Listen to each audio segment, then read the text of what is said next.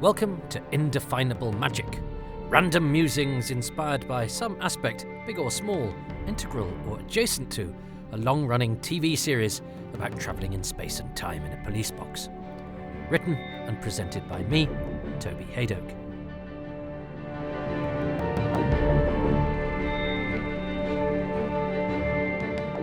In these bite-sized editions, the subject matter will be inspired by a single watch of the very latest episode of that series, which you may have heard of.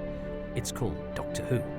And so, tonight's instalment of Indefinable Magic Bite Size, after The Devil's Chord, written by Russell T Davies, is called Play On.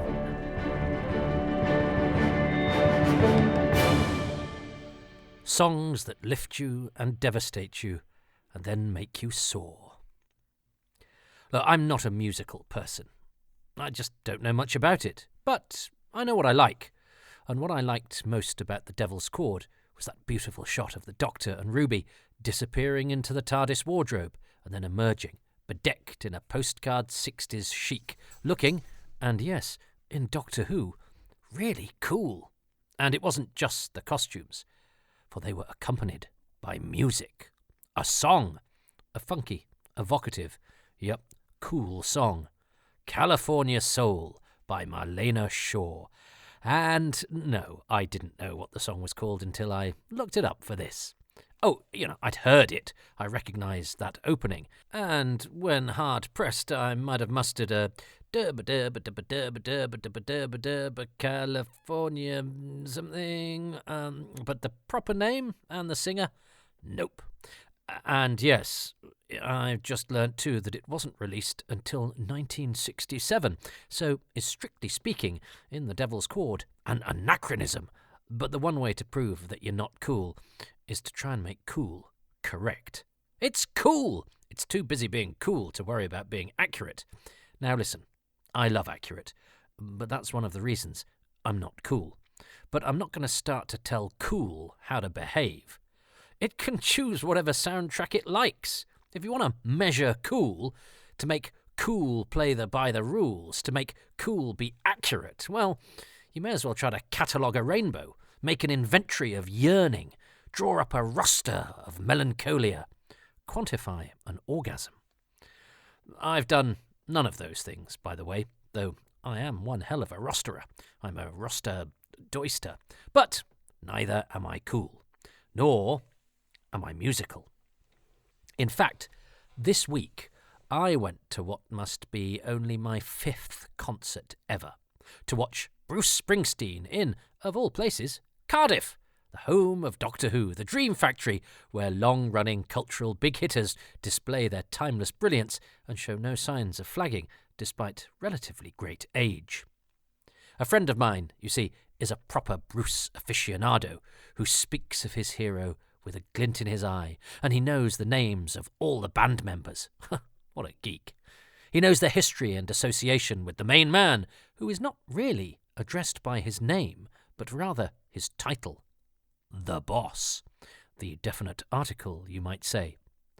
My friend had urged me to join him at this concert. This was his thing, and he felt that I'd appreciate it. Now, it's definitely not my thing, music. I'm a bit too uptight and self-conscious about public displays of jiggery.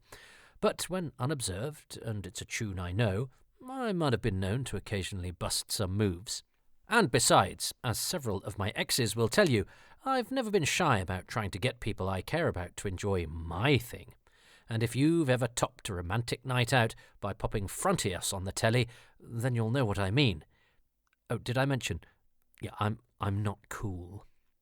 So, as I stood awkwardly in a Cardiff stadium, I decided to try to appreciate Springsteen from the perspective of the people watching with me.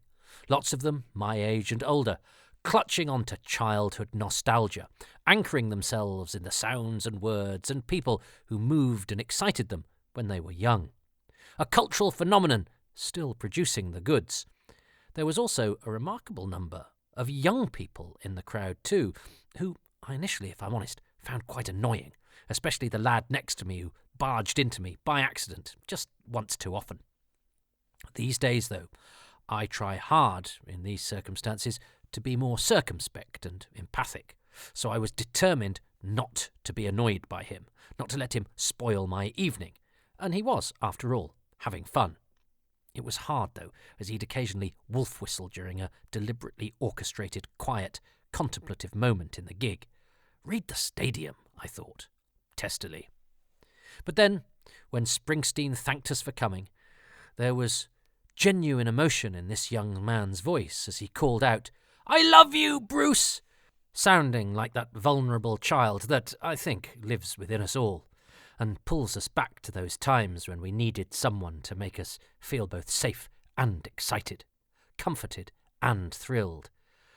The year after Doctor Who started, Bruce played with his first band. He talked about its inception from the stage.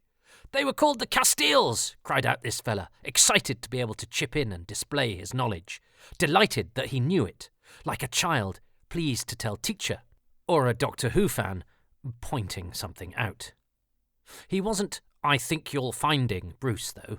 Bruce couldn't hear him anyway. He was joining in. He was sharing his passion. This jostling man-child who had irked me so, in that moment I loved him, and his exhibition of sheer, unself-conscious devotion. He even wept when Bruce invoked now-deceased members of his band, and they lived again briefly through archive footage and Bruce's spoken tribute. "So long as they're here," said Bruce, grasping his heart. "They're with us." My friend, Matt, later told me that Bruce had been inspired back in 1964 to get his first guitar when he'd seen the Beatles on the Ed Sullivan Show. Those same Beatles who were a key part of Doctor Who's latest episode, The Devil's Chord. Bruce even finished with not one of his classics, but Twist and Shout. Yeah, a week before The Devil's Chord, Bruce ended his show with a twist. There must be something in the air. Oh yeah, there is. It's called music. Anyway, the reason I point this out is that music has never been my thing, but I've always appreciated it. My first mixtape was made up of songs I had heard coming from my brother's eclectic record collection, all bought cheap from the local Oxfam, but containing everything from The Doors to Talking Heads to, Holst. Yep, that mixtape of mine had Riders from the Storm and Wild Wild Life and Mars from the Planets on it. I told you it was eclectic. Oh, but I was proud of my curation, and I played that tape over and over again.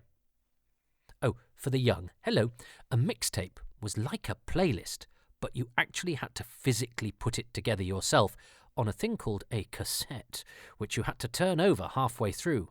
Now, a real maestro would time theirs so well that no song was cut short by a tape coming to an end. He didn't want that. Nor was there too much dead air before the tape clicked to silence and a stop. Now, that was a skill passed down through generations that, I fear, like basket weaving, tying knots, and having the consideration not to vape on public transport, will soon be lost forever.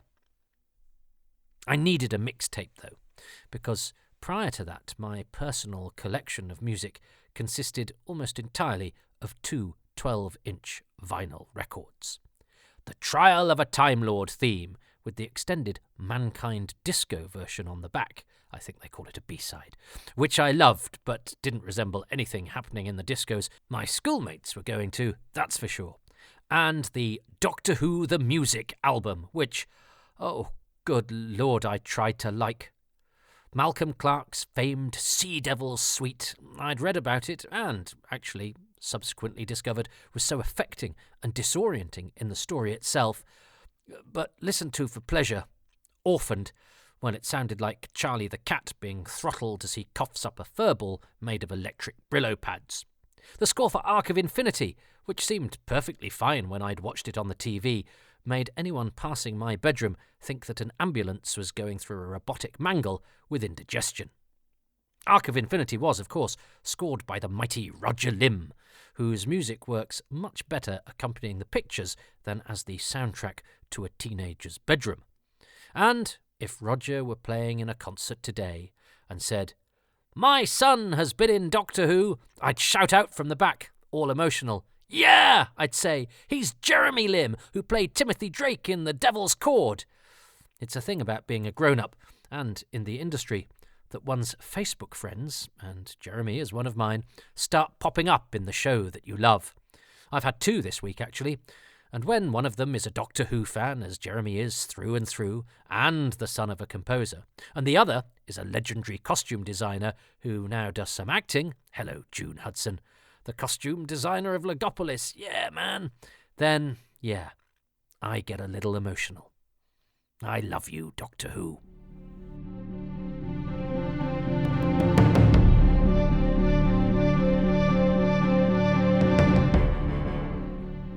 The thing is, I'd expected this podcast to be about the Beatles.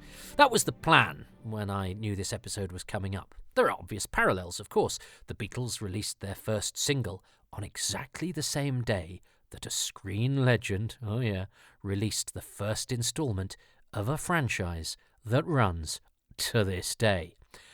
Sadly, it's not Doctor Who, though, because a year before that wheezing, groaning sound was first heard coming from Totter's Lane, on the 5th of October 1962, the Beatles' first single, Love Me Do, was released on the same day that cinemas welcomed another Doctor, Dr. No, into the world, the debut of James Bond as we know him. Yes, I know about Casino Royale, put your ruler away.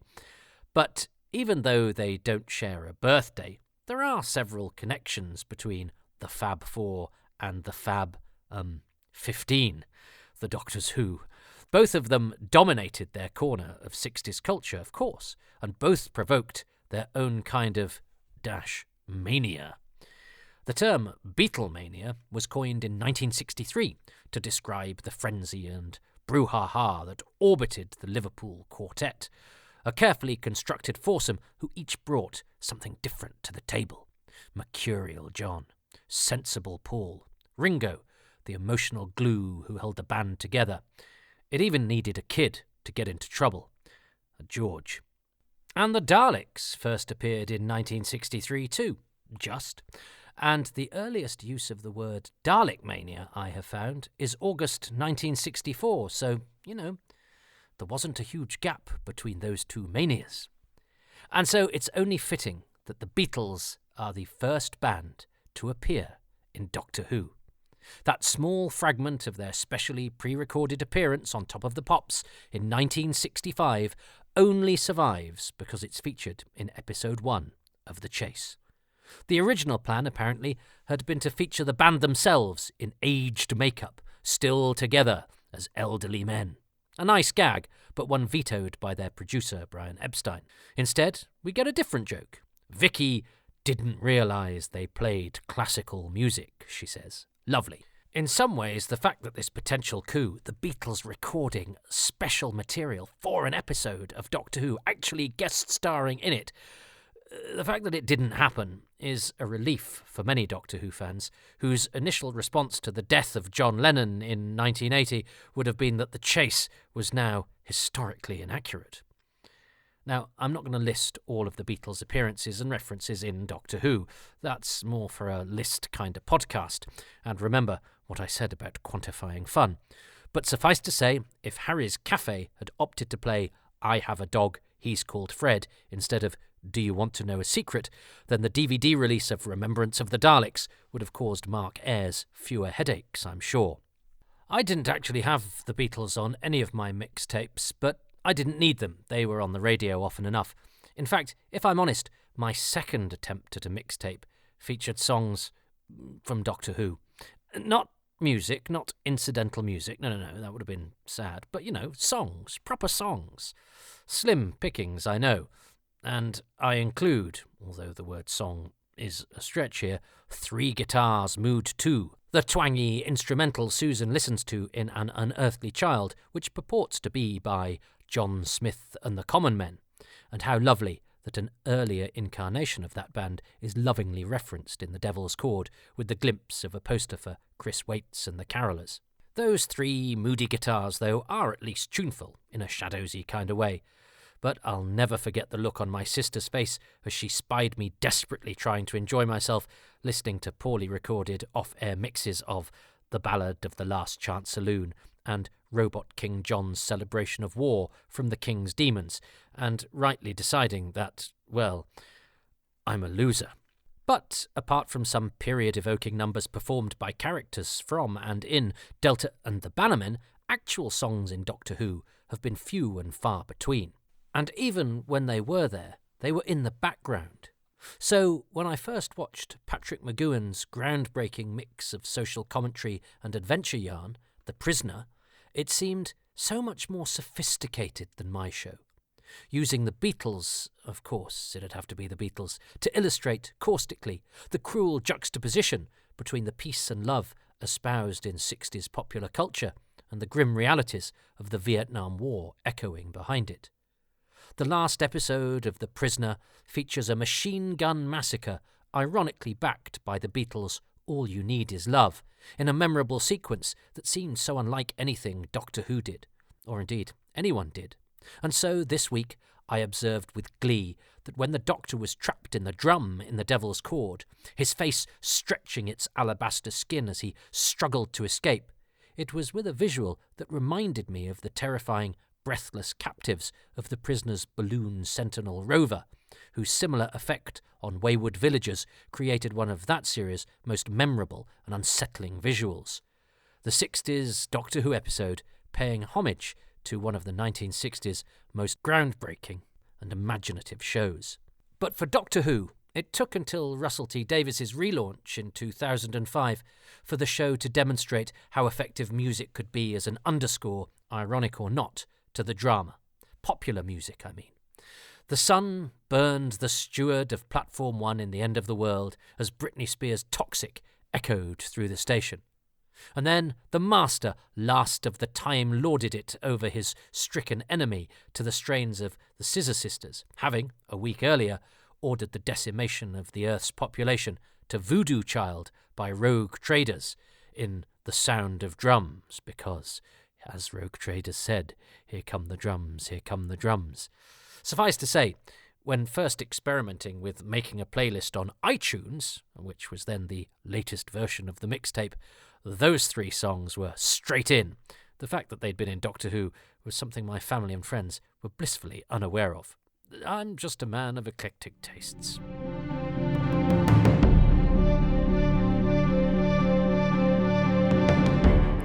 Personally, I love this stuff. Pop songs accompanying the action. It uses modern music to commentate on and augment the action in a way that makes an old fart like me feel engaged and invigorated. The world burning to toxic made the show, in the early days of its resurrection, feel, amongst that burning heat of the sun, pretty cool. And so it's not unusual for songs to feature in the show now, but The Devil's Chord, well, that did something different. Indeed, there are fewer Beatles songs, actually, in The Devil's Chord than there are in Evil of the Daleks. Instead, we get songs, music, not only as the driver of the plot in The Devil's Chord, but as a metaphor for life. Just like trying to evaluate the ephemeral, trying to measure how art, music, creativity, how they impact our lives, well, it's impossible. All we know is that without them, our life would definitely be poorer. It's the small, beautiful things, after all, that life is all about, and a well-prepared meal is always a bit more special if there's some romantic music accompanying it in the background. Definitely of the diegetic variety. Oh, and that gag was on song. The Devil's Chord made me think about music. It was a paean to the power of creativity. How appropriate, then, that the climax hinged not on a musical genius, no, but on the alchemy between Lennon and McCartney, two geniuses together, whose initial chance meeting on a bus was a confluence of space and time and talent which changed the world forever. So how appropriate that only the magical alignment of those two stars could send the maestro twisting and shouting back into the ether. An apposite end for a villain who was pitch perfect, and I say that as someone with no prior knowledge of Jinx Monsoon, it should surprise no one that RuPaul's Drag Race and I have never quite hung out in the same time-space event, but who struck me as being in tune with any number of enjoyable, scenery-chewing villains of the past, and this one delightfully gobbled a helping of music or two down as, appropriately, an accompaniment. It's different, though, and Davis, Russell T., who isn't just Doctor Who's Lennon and McCartney, I think he's its George and Ringo too, seems to be going through his surrealist phase. Fans of Love Me Do will have found I Am the Walrus, off of the Three Doctors, a little avant-garde for their tastes, but history tells us they're all part of the same canon. I'm guessing, but this phase of Doctor Who's magical mystery tour seems to be favouring the fantastical, and it's making a bit of a song and dance about it. The Devil's Chord says that music is magical. Now listen, I can't read, sing, or even describe music, but I know that a song that reminds me of a happy or sad moment in my life can lift my heart or break it. Music is capable of transporting me through time without me even having to leave the sofa. I can never hear, and it's the Beatles again, Here Comes the Sun, without thinking of my mate playing it at the funeral of another mate who's now been dead for, 34 years. But I can see him now, and I can hear that tune too, on my friend Robin's guitar, echoing around the church. Music can bring the dead back to life. As long as they're here. They're with us. As someone so often stuck in the past anyway, I've recently been watching The Ambassadors of Death and lamenting that modern TV is so regimented that we'd never get an opening these days that played with the established formula like The Ambassadors of Death does when its title crashes onto the screen after the reprise of the previous week's cliffhanger. And then the maestro's piano tinkled into the titles, and the music played out on the TARDIS jukebox. Oh, thank you, the Devil's Chord. Or should that be the Devil's Kapow Chord? And I know that having something funky and exciting blasting in my ears, oh yeah, I have at least 3 or 4 Spotify playlists these days, and one of them has no Muddy Gold or Jonathan Gibbs on it at all.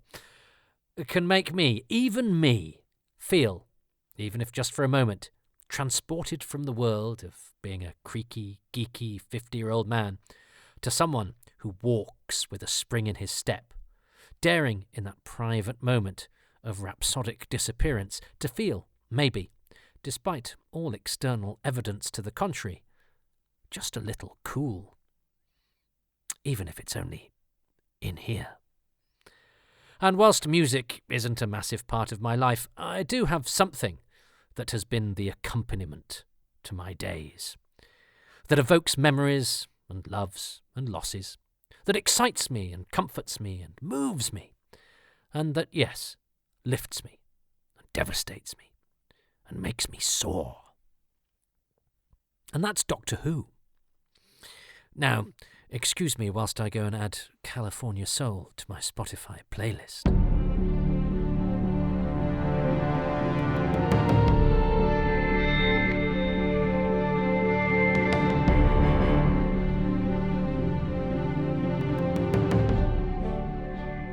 Thank you so much for listening to Indefinable Magic.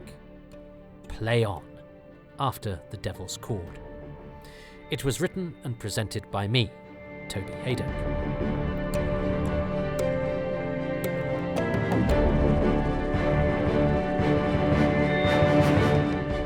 The podcast artwork is by Dylan Patterson. And the music, I hope it lifts you and devastates you and makes you soar, it definitely does me, was specially composed by Dominic Glynn.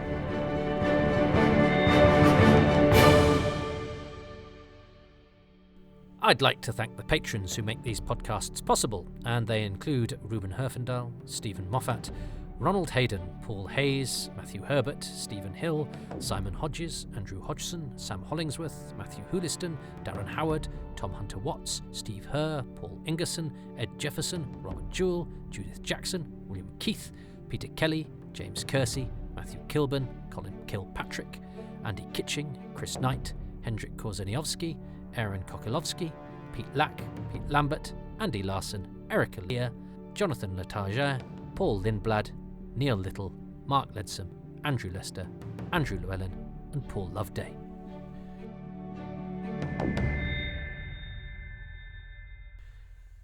If you would like your name read out on the credits, well, that's one of the bonuses of being a patron. You can become one of those by going to patreon.com/Toby Hadoke, where for as little as £3 a month, well, you get your name read out on the credits, but you also get advance releases, bonus material, pictures, interviews. You get the podcasts a good 6 months in advance if it's Happy Times and Places, and Indefinable Magic, apart from these ones, which are hot off the press, so you only get them about 24 hours early, but these are a special case. But yeah, you get them at least a month or two in advance for all most of the podcasts, and you also get a bonus podcast called Far Too Much Information, and you get monthly AMAs, which are exclusive as well as looks at the documentaries and commentaries that I do on the DVD and Blu-ray range for you, behind the scenes things, that sort of thing. Little as £3 a month, as I say, and you get 10% off that and off any of the other tiers if you sign up for a year in advance. There's nothing on the higher tiers that is too exclusive. You get all the material, all the podcasts, all the content at the lowest level. It's a kind of pay what you can sort of affair. It seems the fairest and nicest and least embarrassing way of doing it, he says as he solicits for cash, which you can also donate via ko-fi.com/Toby Hadoke if you don't want to get tied up to a monthly thing and you're not interested in bonuses and having your inbox ping with various bits and bobs of material. But it's a way of supporting an independent artist, which is what I am. But look, if you are just happy to consume these, when they come out on iTunes and for free, which is absolutely fair enough and how most people do it. And I'm grateful because there's a lot of you listeners out there and, you make it worthwhile me spending the time doing this. But the numbers can grow if people like your good selves go to iTunes and Podbean and Spotify and all the places online and give these 5 stars and a few lines of positive review. It really helps these podcasts to stand out from the crowd, and it's really needed in this day and age when Doctor Who podcasts are seemingly everywhere and are very good. There's so much good stuff out there, so any help you could get to tweak my algorithms would be greatly appreciated and would cost you nothing but a little bit of your time, which would be appreciated.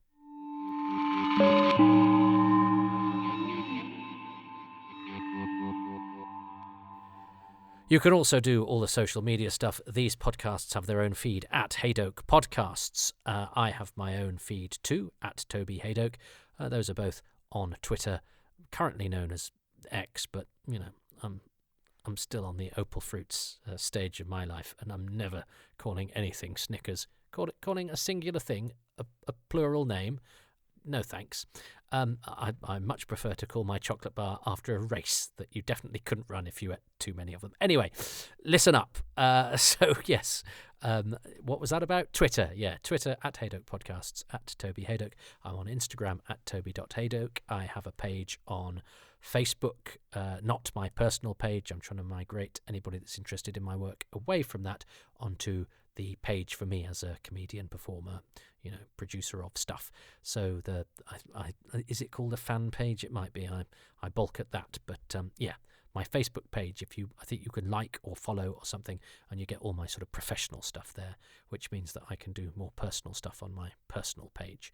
I've got to get round to getting rid of people off that, but it feels like I'm executing them. Anyway, basically do the social media thing, including Instagram, because I'm putting videos and things on there as well. So I'd be very grateful.